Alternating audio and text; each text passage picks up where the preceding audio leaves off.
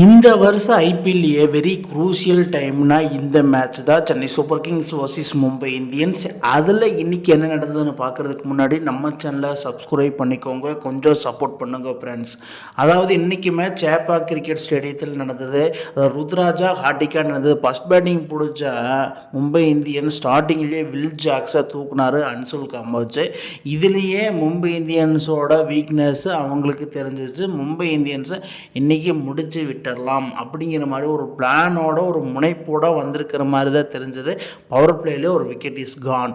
அதுக்கப்புறமா ஏகப்பட்ட விக்கெட்டு தொடர்ந்து போயிட்டே இருந்தது. 10 ஓவருக்கு 90 இருந்த மும்பை இந்தியன்ஸ் அணி திடீர்னு 20 ஓவர் நியர்பையில் 151-7. அதாவது ஹார்திக் பாண்டியா தனது டீமுக்காக அடிக்கிறத விட ஆப்னோட அணிக்காக ஈஸியாக ரன்களை சேர்த்தாமல் இருந்தாப்புல 23 பாலுக்கு 18 runs. Is good things for test cricket மெத்தடை இங்கே யூஸ் பண்ணியிருக்காரு. அது வந்து சிஎஸ்கே மேனேஜ்மெண்ட்டு சிஎஸ்கே பிளேயர்ஸ்க்கு சாதகமாக போச்சு. Finally is get a score வந்து பார்த்தீங்கன்னா 159 runs to 7 wickets. Mumbai Indians என்னடா இது அப்படிங்கிற மாதிரி. Mumbai Indians points table number 1 பொசிஷனில் இருக்கிற மாதிரி ஆடி இருக்கிறாங்க. ஏன்னா அவங்க இருக்கிறதே 9th பிளேஸு. பட் சிஎஸ்கே பொறுத்தவரைமே ஒரு 30 ரன்ஸ் ஆட்டம் தான் சொல்லுவேன். ஈஸியாக இந்த இன்னிங்ஸை வந்து முடிச்சிருவாங்கன்னு தான் தோணுது. Target is achievable. ஸோ என்ன தான் பண்ணுறாங்க செகண்ட் இன்னிங்ஸை பொறுத்து மட்டும் பார்த்தா, ஸ்டார்டிங்லேயே சஞ்சு சாம்சன் 10 ரன்னுக்கு அவுட் ஆகி இப்போ திரும்ப இந்த டீமை இந்த ரன்னை சேஸ் பண்ணணும்னா நம்ம கடைசி வரைக்கும் நின்னே ஆகணும். 50 பால்ஸ் பிடிச்சாலும் பரவாயில்ல. அப்படிங்கிற சக்ஸ் குட் இன்னிங்ஸ் ஆனார் ருத்ராஜ் கைக்வாட். அந்த மாதிரி ஒரு வெறித்தனமாக ஆடாமல், அதாவது இதுதான் பேட்டிங், இதுதான் கவர் ட்ரைவ், இதுதான் ஸ்ட்ரெயிட் ட்ரைவ், இதுதான் லாங் ஆன் கவர் திசையில் மிட் வீக்கில் எல்லாத்துலேயும் அடித்து மாஸ் கம்னா 48 பாலுக்கு 67 ரன் அடித்து நாட் அவுட்டில் இருந்திருக்காப்புல.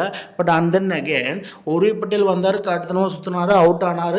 Already Sanju is gone. But Kartik Sharma இந்த இடத்துல ஒரு பிக் சர்ப்ரைஸ், பிக் டிசிஷன் எடுத்திருக்காங்க CSK management, CSK captain Ruturaj Gaikwad.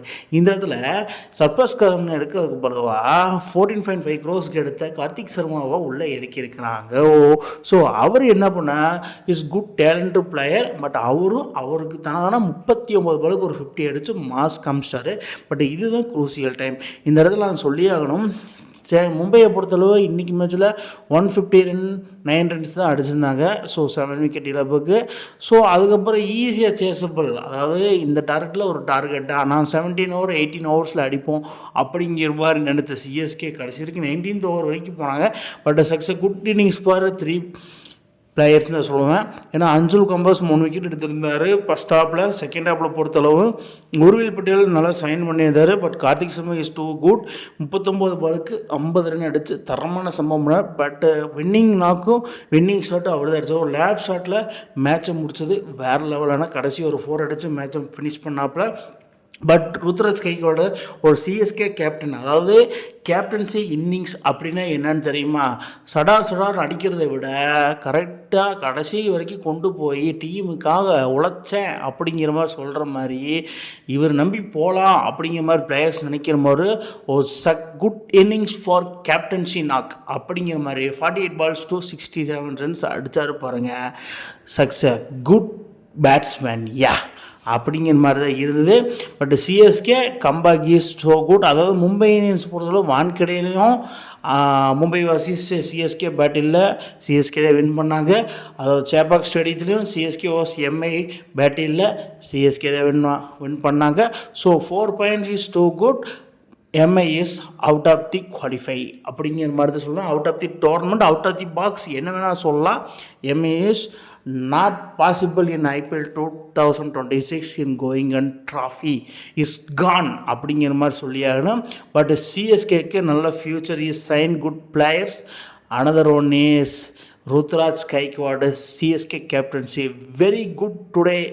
வேற மாதிரி தரமான சம்பவங்களை பண்ணார். ஸ்டீபன் மில்லிங் இப்போ தான் முடிச்சு வந்திருப்பார் நினைக்கிறேன். பட் இந்த பாயிண்ட் டேபிளை பொறுத்தவரை டாட்டா ஐபிஎல் 2026 பாயிண்ட்ஸ் டேபிளில் வேறு லெவலில் ஒரு தரமான சம்பவம்னா சிஎஸ்கே கம்பேக் பண்ணி 6th பொசிஷனுக்கு போயிருக்காங்க. இப்போ 9 மேட்சஸில் 4 win 5 losses 8 point. ப்ளஸ் 0.0 ப்ளஸில் மூவ் ஆன் ஆகியிருக்காங்க. அதுதான் இந்த இடத்துல நம்ம சொல்லியே ஆகணும். Is very good sign for CSK team both of us. அதாவது CSK captain to CSM management ஆகட்டும், 2 பேரும் நல்லா சைன் பண்ணியிருக்காங்க, நல்ல டிசிஷன் எடுத்திருக்காங்க.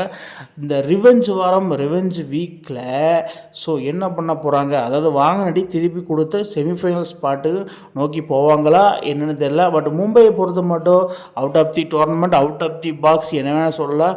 அவங்க ஐபிஎல் 2026 இனிமேல் அவங்களுக்கு அந்த ட்ராஃபி இல்லை, trophy is Khan.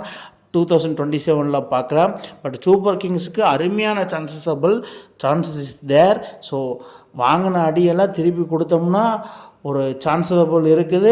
Getting going on trophy well done Ruturaj Gaikwad captaincy. இன்றைக்கி மேட்ச் பொறுத்த மட்டும் மும்பை இந்தியன்ஸ் சொதப்பல், சென்னை சூப்பர் கிங்ஸ் வேறு லெவலாக வெறித்தனமாக ஆடி ருத்து அண்டு கார்த்திக் சர்மா அண்டு அன்சுல் காம்போஸ் வேறு மாதிரி தரமான சம்பவங்கள் பண்ணதன் மூலிமா 120 ரன் டார்கெட்டு அழகாக சேஸ் பண்ணிட்டாங்க, அழகாக வின் பண்ணிட்டாங்க. Chennai super Kings wins by 8 wickets. Man of the match award goes to Anshul combos.